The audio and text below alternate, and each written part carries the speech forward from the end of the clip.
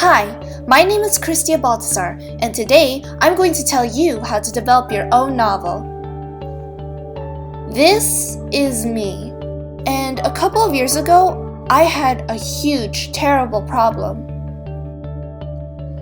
I had no idea how to write a novel! I had no clue what I was doing! How was I even supposed to write the first chapter? But finally, after 2 years of searching up references and scrapping things and role plays and lots of other research, I was finally able to figure out how to write a novel. I could actually do it this time. So there are 3 things you need to tackle when developing a novel. You need the plot, you need the world, and you need the characters. So let's start with the plot. First off, you have to make an outline. Remember, a plot is a conflict and its resolution. So, number 1, the conflict must be something that's needed or wanted but somehow prevented. And number 2, you have to figure out the steps in order to resolve that conflict. So, for example, in the novel that I'm writing, the basic structure of the plot is going to be the resolution of a war against good and evil. So it's pretty much the classic Lord of the Rings type of book. I still have to develop some things, but that's okay because that's the basic structure of the plot. So step 2 of developing plot is fleshing it out. Now by fleshing it out, I mean you need to put more details while still focusing on the basic plot structure. Also, you need some twists and turns. The straight road isn't always the most interesting, and the scenes need to actually contribute to the story and not become a filler. For example, one of my main protagonists ran away and then he met the other 2 main protagonists and went on quests with them. And in the end of the first book, found out that he was, well, can't tell you, it's a plot twist. And the 3rd step, the powerful resolution. You need to make this ending count. This is what readers are going to remember by the end of your novel. How did the characters change over the course of the story? Also, you have to wrap it up. Don't make the story longer after the climax. Next up, world building. Yes, this will require a lot of Google researching, but it's totally worth it. And for the purposes of examples, I'm going to use mine. Now, in my world, it's basically the modern world, except magic exists here. So in my mythological world, like I said, it's modern, but there are several other races, like gods and goddesses, demigods, humans, fae folk, fairy hybrids, hellspawn. In addition, only a 1/3 of the population is actually mythological in nature. The rest are humans and have no idea that magic exists. So, for world mechanics, every world has to make sense, have rules, even with make-believe concepts like magic. There should be reasons and consequences. For example, in my world, magic is essentially energy from the soul that could be harnessed, but there's a limit. If you use too much of it, it could kill you. So remember, when you're world building, you need to essentially have the culture and country down, the governments and religions. The creatures and the species have to be somewhat realistic, and the world mechanics also have to be realistic, like physics and gravity. Overall, you can have a realistic but still fantastical world. And now for the characters. My favorite part of novel development, honestly.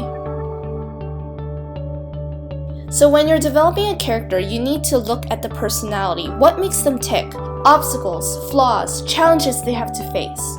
Sociability. Why would people hang out with them even without their powers? Talents and skills, which can speak for itself.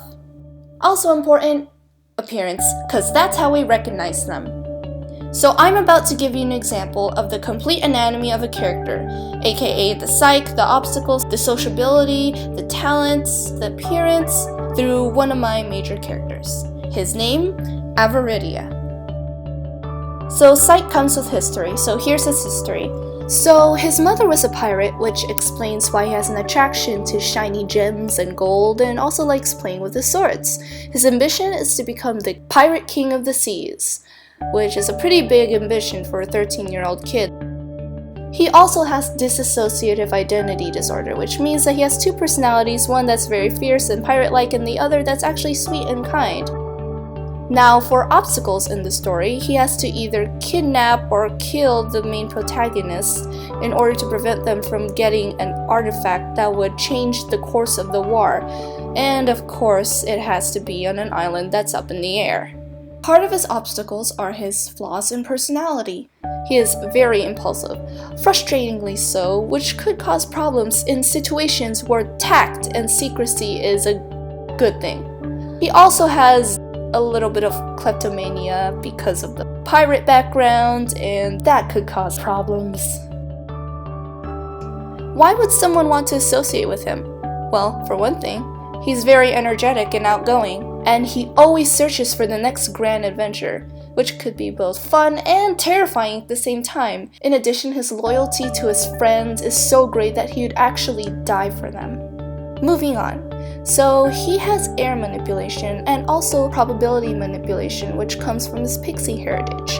He's good at stealing, navigation, and he's a great fighter. He is deadly with swords. His ship has Greek fire cannons, and the crown he eventually gains gives him powers over the sea.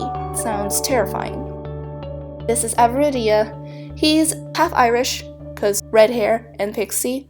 Also half Caribbean, so he can tan without getting sunburned, which is handy when you're out in the seas. His name Averidia means greed, because he's supposed to be the personification of greed, and the color of greed is yellow, which is why he's mostly wearing gold. So a few additional things to remember. Number 1, don't make Mary or Gary Sues. Nobody wants a perfect person because nobody is perfect and people want to relate to the characters. Number 2, beware of plot holes. Answer the reader's questions. Don't leave anything open. That's going to be very annoying.